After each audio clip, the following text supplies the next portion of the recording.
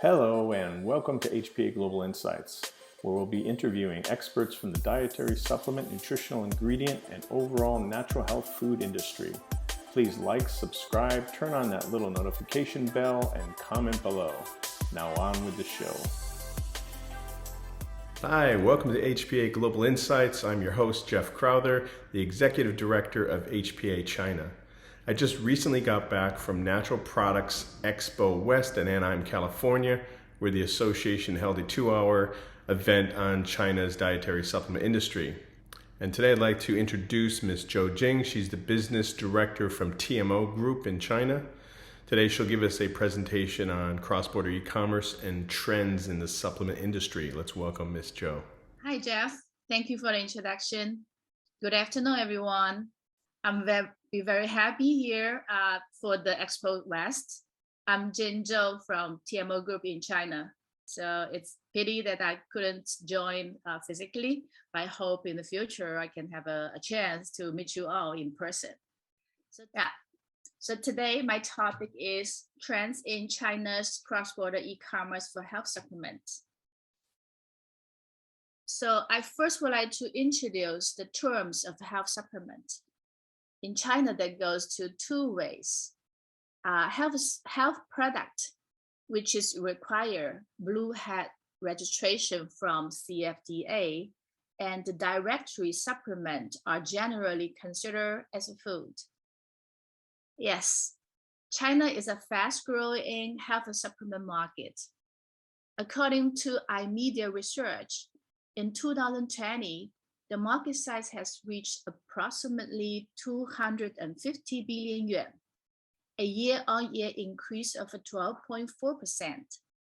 It is expected to reach 270 billion yuan in 2021. But you can see the interesting thing is, compared to those developed countries, the per capita consumption in China is still very low. It's only around 20%. So that shows a great opportunity for future growth. Over the past 2 decades, China has increased health insurance coverage to over 95% of population. As many other countries in the world, we are facing an aging demographic, along with increased incidence of NCDs such as cancer and cardiovascular diseases. It's beginning to impact the healthcare cost. The World Bank joint report with China government found that healthcare spending will increase to 2.5 trillion USD in 2035, up from 500 billion USD in 2014, if without any reform. Additionally, the imbalance between rural and urban healthcare coverage also calls for government's action. So you can see, since from 2016, government released multiple policies to support healthcare industry. From overall commitment to improve the different level of medical and health services, introducing internet to the strategy, especially to utilize the means of cross-border e-commerce. The last one, promoting sport culture to enhance people's physical fitness and general health level. You may notice that the Winter Olympic in Beijing last month has sparked a mass fitness craze. So there are several factors drive overall health supplement consumption. As a result of economic growth and rising personal incomes, Chinese people are demanding better healthcare. So in the past, health supplements are considered as a high-end product and gift. Nowadays, people's perception and willingness to buy health supplement has slowly changed. The next one is the aging population. Currently, China has about 176 million people aged 65 and above at the end of 2019, which is counted for nearly 12.6% of its total population. Among them, around 75% of China's elderly people suffer from chronic diseases. The pandemic has definitely cultivated healthcare need. The product that enhance immunity are most interested. So that led to a 47% of sales increase in 2020 compared to the year before in Tmall Global. The last one, the rapid environmental changes accompanied with urbanization in China lead to a increasing sub-health issue. The below chart shows 25 to 40-year-old group counted for around 60% of sub-health group. They are looking for health solution, and in general, these people have strong spending power. Let's look into consumer group. First of all, the elderly are main forces in the consumption of health supplement product.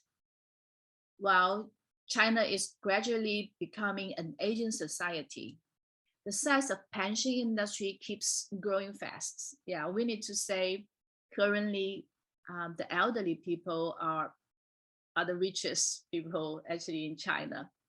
So they have property, they also have a pension. So among that, health supplement market for elderly contributes for more than 50% of the total market share. So you can see the below chart, nearly 90% of average monthly consumption from this group are below 500 RMB. When elderly people purchase, they pay more attention to the efficacy. Besides, that's interesting is only 20% of purchase are made by themselves. More than 50% are given by others. 30% are purchased by their children and spouse. Therefore, when you promoting the product to the elderly, it is necessary not only focusing on themselves, but also reaching to young consumers. The growing demand from young and mid-aged people for health supplement is continued to expand. Young and middle-aged working class often suffer from physical and psychological health problems due to work stress, physical inactivity, unhealthy diets, and smoking, etc. They are aware of problems, but compared to regular diet, getting more sleep, keeping exercising, it seems more convenient and feasible to consume health supplements. Therefore, health supplements are becoming a rigid need for this group of people. Nowadays, China implements two-child or maybe multiple-child policy. The market share of health supplement for pregnant women has exceeded to 65 billion yuan in 2020. The penetration of health supplement among pregnant women is very high. 90% of them will take certain amount of supplement during pregnancy for body recuperation and also nutritional supplementation. The generation mothers has different buying behavior. They pay more attention to the safety, taste, and convenience, accepting recommendation not only from doctors, but also KOL, key opinion leader from social medias. They pursue the high end and high quality, of course, and they're willing to pay for that. The distribution channels for health supplement in China is relatively concentrated. You can see the trend shifting channels from direct sales to e-commerce. In 2020, the distribution for direct sales is counted for only 25%, which in 5 years ago is more than 50%. Pharmacy around 33%, e-commerce market right now increased to 40%, and offline retail points 12%. We also observe that channels will be further diversified and integrated. Due to the time limitation, I'm not going to expand this topic furthermore, but you may follow our industry report for more information. So the overall market size for China online health supplement markets, you can see, especially for cross-border, these are top 5 cross-border e-commerce marketplaces: Tmall Global, Kaola, JD Worldwide, VIP International, and the Little Red. So you may see 82.9% of shoppers are between aged from 19 to 40. And in the recent years, the live streaming is becoming more important sales mechanism, especially for new products and new brand launch. So now let's dive into cross-border e-commerce for health supplement markets in Alibaba family. So from 2019 to 2021, the overall market shows a trend of steady growth year by year. In particular, Double 11 sales revenue increased each year, and that takes more than 20% of annual market revenue. It reached around 3.7 billion yuan in 2021. Regarding brands, consumers are quite cautious when it comes to health supplements, and many of them will buy products from big brands, which have a good reputation. Compared to the last 2 years Double 11 data, you can see the top 5 best-selling brands are exactly the same: 2 Australian brands, 2 US brands, and 1 from Japan. The sales revenue of each of these 5 brands increased, which a very positive sign, shows that the overall market have a large potential, while other 5 brands are fluctuated. The product categorization methodology changed a lot from 2020 and 2021. It has shifted from nutrient-oriented to a more benefit-oriented, which is in line with consumer search behavior. And that's why the best-selling categories are quite different before and after. So we can see that previously, coenzyme Q10 products are under subcategory of mushroom, and now they are belong to heart health supplements, which make more sense to the consumer. Now let's look at how products are being marketed differently in China and in US. We took the popular product fish oil from the brand Swiss as example. We browsed the brand official store in Tmall and Amazon US respectively, and found some noticeable differences. To target Chinese consumer on Tmall, the brand will include main target consumer group in the product title. In this case, it's for mid-aged and elderly, and make a celebrity endorsement appearance on the product title and detail page.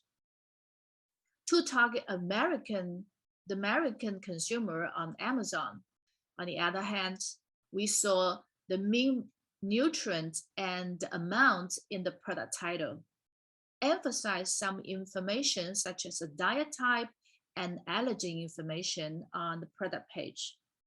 So you may see the knowledge for health supplements in different countries, in 2 countries, are quite different. The last session, we're going to dive into Chinese consumers, especially young generation. So we've concluded 6 consumer insights and trends for you. Young consumers are starting to buy more than 4 types of health supplement with their targeted functions instead of single products with generic functions. The consumption of health supplement has gradually been shifting from only holding products during big promotion period to more of a routine pattern. And sports nutrition has increased a lot since more people start to work out actively. Due to the unhealthy lifestyle, Chinese young people intend to take health supplement as a lifesaver. From here, you can see the products like a Swiss liver detox sells very well. And in the middle, the snack form supplement with good taste are getting popular, such as gummy and jelly. Lastly, the generation taking beauty supplement are getting younger and younger. You may find many 20-ish young girls sharing and posting the beauty supplement they consume on the Little Red Book. So we've set up 5 typical persona for your reference. The first one is beauty and health enthusiast. Let me just take this one. Yeah. So these people, they are young ladies who are beauty lovers and willing to invest on their internal and external health.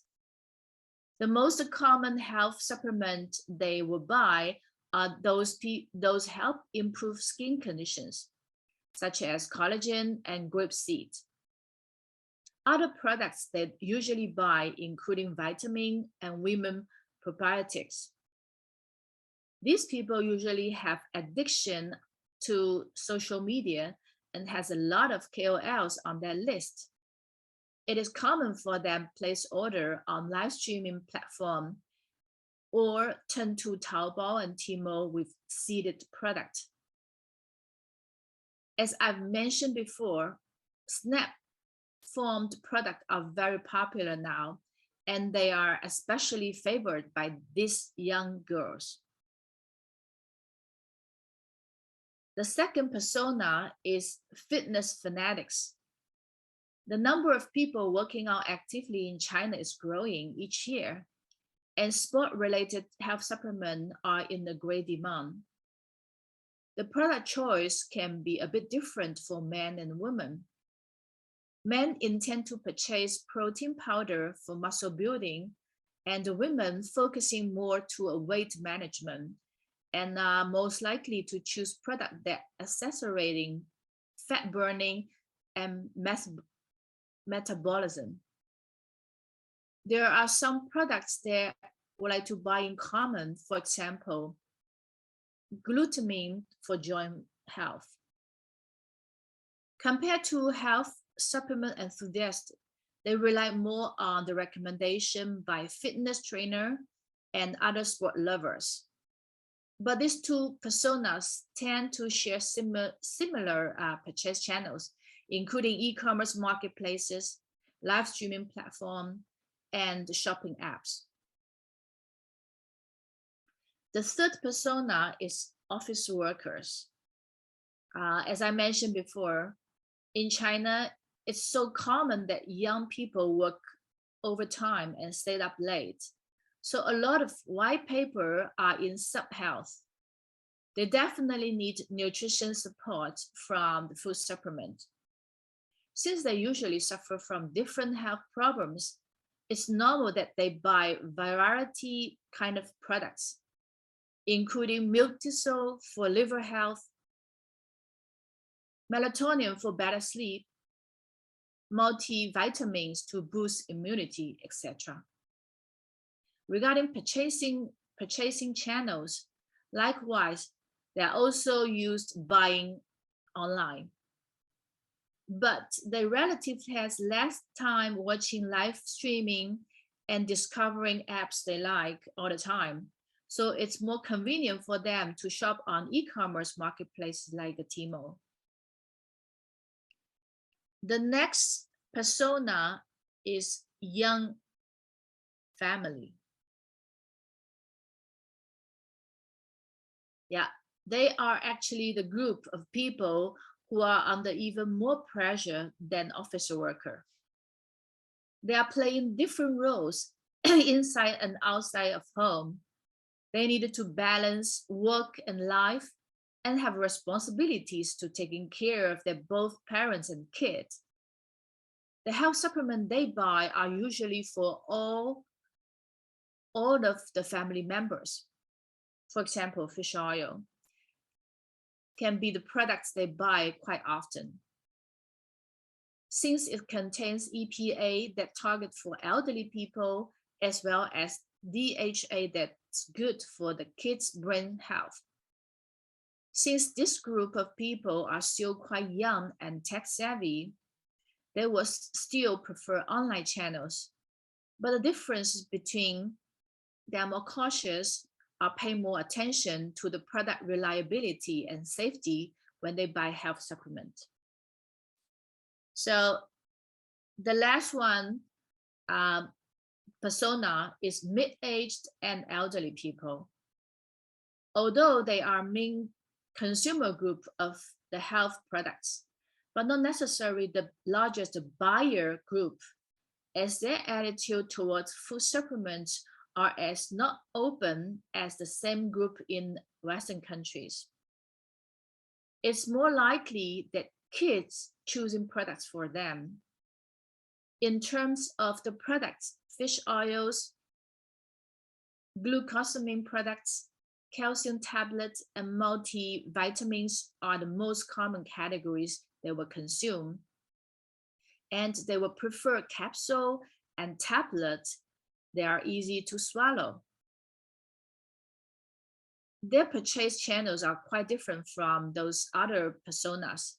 They are still used to direct sales or pharmacy on the recommendation of doctors and health experts.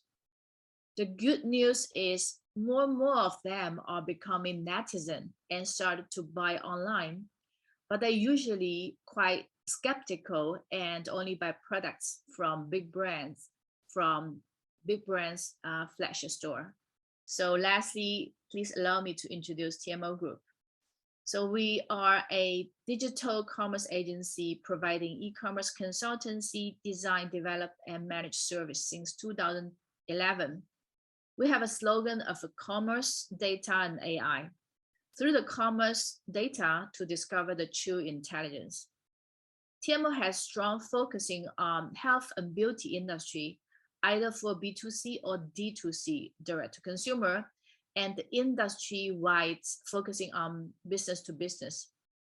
I'm the managing partner in charge of e-commerce consultancy and other accounts. These are some of our clients. In 2015, we started our first cross-border e-commerce project in Hangzhou with a bundled CBEC model, cross-border e-commerce model.